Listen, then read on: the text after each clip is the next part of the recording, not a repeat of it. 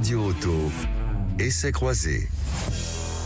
Et c'est croisé comme tous les dimanches matins avec nos partenaires de Mobilité TV et nos 3 spécialistes. Bonjour Stanislas Laroumé. Bonjour. Journaliste automobile et fondateur de Ma Voiture Idéale. Bonjour Jean-Christophe Lefebvre. Bonjour. Journaliste à Flotte Auto et avec nous également Jacques Estançon de VPN Auto à Bordeaux. Bonjour Jacques. Bonjour Laurent. Alors ce matin, vous allez nous parler de ce modèle que vous connaissez forcément, que vous avez testé évidemment, j'imagine aussi, la Renault Clio. Je commence par vous, Stanislas. Si vous voulez, avec Allez. grand plaisir. La Clio, c'est une voiture emblématique de chez Renault qui est née en 90, 16 millions d'exemplaires, 2 fois voiture de l'année quand même. Et la 5e génération qui vient d'être restylée. Le restylage, c'est un peu un coup de rimel, un coup de boost qu'on met à la carrière d'une voiture à mi-carrière. Et donc là, elle a été franchement C'est pas restylée. grand-chose alors, vous voulez dire. Non, ça reste la même voiture, mais on la remaquille un petit peu. Elle a été, mais pour une fois, c'est très visible puisqu'elle adopte vraiment une nouvelle calandre et qui évoque celle du récent SUV Austral. Donc moi je trouve que c'est très réussi. C'est une voiture qui évidemment va continuer à plaire puisque c'est une voiture qui n'a franchement pas beaucoup de défauts. C'est une vraie petite voiture. C'est votre voiture idéale en fait. C'est une voiture que je conseille beaucoup parce que c'est, à mon sens, mais vraiment ça n'engage que moi, la meilleure petite voiture du marché européen. Ah oui. C'est plus homogène qu'une Peugeot 208, c'est plus sympa à conduire qu'une Polo, c'est un petit peu moins cher aussi qu'une Polo, c'est bien fini, c'est confortable, le coffre est convenable. Après, les motorisations sont pas très larges, il y a plus de version sportive par exemple, comme moi j'aimais bien, mais il y a une très intéressante version hybride non rechargeable qui s'appelle E-Tech et qui fait 145 chevaux et qui est vraiment, alors pour le coup, la rivale désignée de la Toyota Yaris hybride. Et les deux ont des prestations très très proches. Mais la Clio, ça s'achète presque les yeux fermés. Peut-être pas le modèle de base SE 65 chevaux qui est un peu limite, mais c'est vraiment une excellente voiture. Waouh, dis donc. Pareil, vous signez Ah oui, bien sûr, oui, je signe et j'ai fait signer à des amis autour de moi. L'expérience d'une Clio avec ce moteur full hybride très intéressant, c'est 4,5 litres sur 2 ans là, 4,5 litres en moyenne. Donc c'est vraiment très peu pour une voiture qui roule au super et qui est capable de prendre l'autoroute. Vous pouvez descendre à Marseille, arrêtez une fois, mais c'est vraiment mais c'est un châssis avec des trains roulants, donc une suspension, des amortisseurs, une sellerie, tout ça participe du confort et c'est vraiment une voiture très confortable. En plus d'avoir quand même quelques motorisations intéressantes, à part l'e-Tech. En essence, le 3 cylindres, moi, je le trouve très intéressant. Et il y a encore un modèle diesel parce que cette voiture, c'est la voiture à tout faire dans les entreprises. Donc, plus de la moitié des ventes, c'est du diesel en entreprise, en version de base, ou en 65 chevaux, ou en diesel.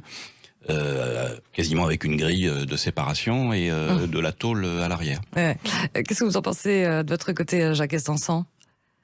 Nous, au sein du réseau, on vend surtout des modèles d'occasion récente et des 2021, des finitions zen, avec une finition intermédiaire en 90 chevaux. On trouve ça aux environs des 15 500, 16 500, voilà. C'est un bon produit, c'est agréable. Effectivement, les gens qui habitent en ville comme ceux qui sont en périphérique, je vais parler pour Bordeaux, de Bordeaux, achètent ce produit assez facinement. C'est quoi le profil de la clientèle ? Alors là, il y a de tout. Il y a de tout, hein. Oui, tout à fait. Là, ça concerne tout le monde. Monsieur, madame, les enfants qui sont à l'université. La Clio, là, on touche tout le monde. Parfois, c'est la 2e, 3e voiture, mais parfois, c'est la voiture principale en motorisation diesel. Les motorisations essence vont plus s'adresser sur des gens qui roulent peu et ça concernera plus une 2e voiture ou une 3e voiture pour les enfants. Oui, je partage. C'est un bon produit. C'est une parfaite concurrente de la 208. Pour moi, les deux sont à peu près au même niveau et au niveau budget, ça reste encore raisonnable, même si elle a bien augmenté. C'est-à-dire ? Avant, on avait une voiture très, très, très récente, voire 0 km à 15 000 euros il y a 3 ans de ça. Aujourd'hui, c'est une voiture d'occasion que vous avez qu'à 2 ans. Ah oui, quand même. Ouais. Ouais.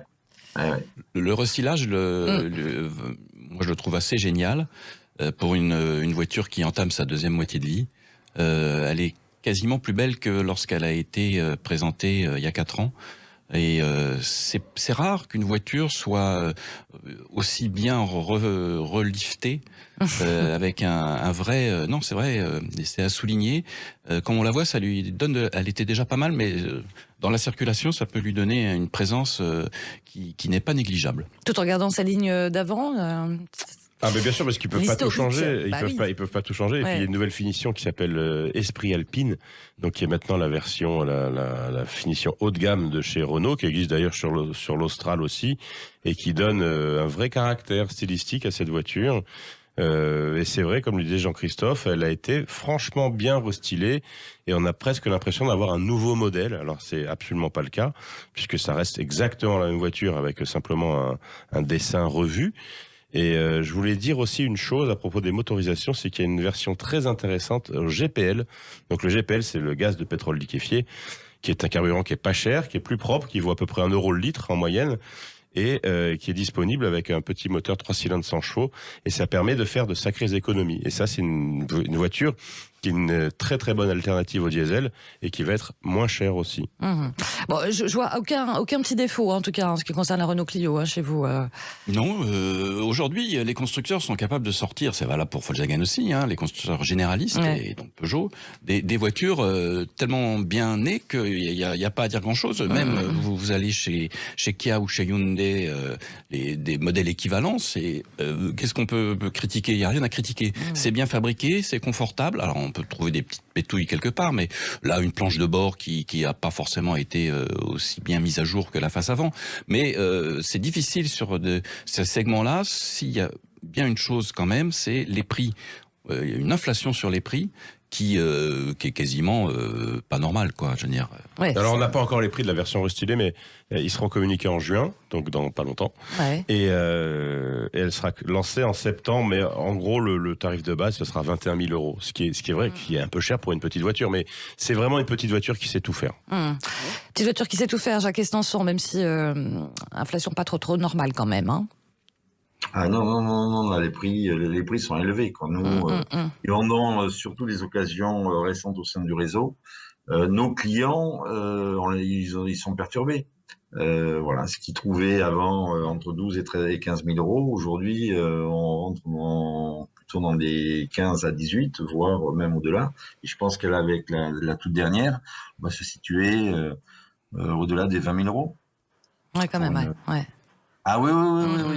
Donc les clients, voilà. Alors, après, ils arrivent à acheter cette typologie de véhicule avec de la location. Ouais. Voilà. Parce que on finance une partie du prix de vente, mais c'est un produit qui reste cher. Voilà. Ouais, bien compris. Il y a quelques années, c'était une Mégane à ce prix-là. Ah oui, bah voilà, tout est dit. Merci beaucoup Jacques Estançon, belle journée du côté de Bordeaux, merci Jean-Christophe Lefebvre, Merci. Et merci Stanislas Laroumé, on se retrouve le week-end prochain, merci.